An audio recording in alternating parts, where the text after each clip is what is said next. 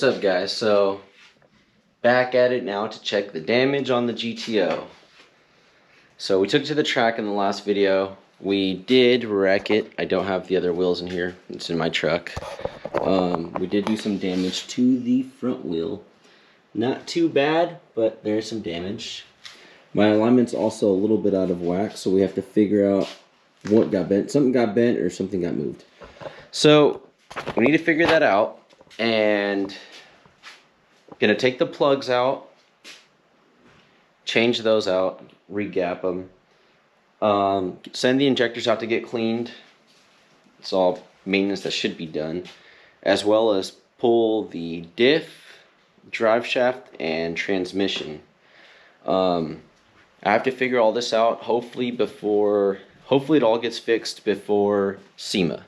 While I have the rear end out, I'm going to try to get a fabricator to move my control arm an inch further up so that I can get positive camber. Hopefully that works out. I'm not exactly sure if it is going to or not, but we're going to give it a shot and go from there. So you guys stay tuned.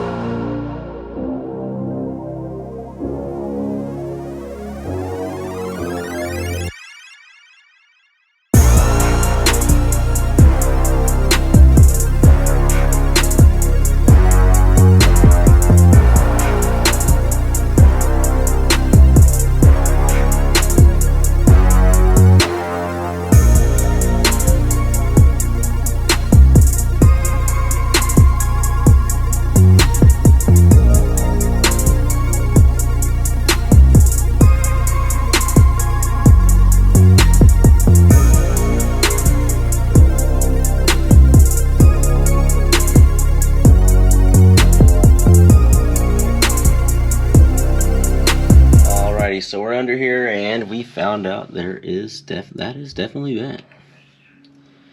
That's definitely bent. That axle over there was loose. I'm worried about the lash in my rear end. Something definitely feels off in there, but I'm not exactly sure how to check it, so we're gonna take it to somebody who does. As well as, if you have a GTO, you know to adjust the rear camber, it is back here. So I'm going to see if we can move this whole section up an inch. If we can move this an inch, it'll probably allow me more to adjust this.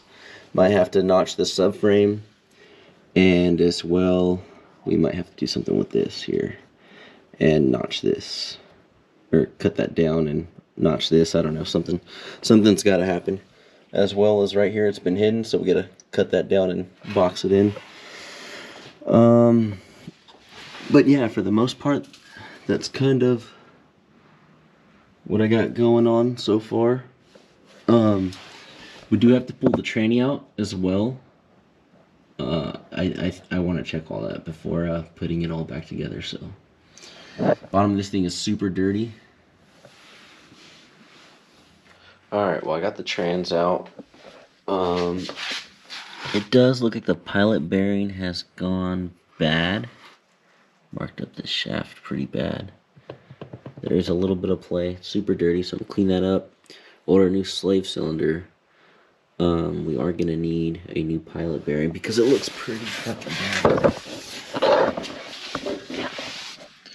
If you can see in there with this thing, or maybe you can, maybe you can't. I'm gonna pull this clutch, make sure the clutch is still good as well.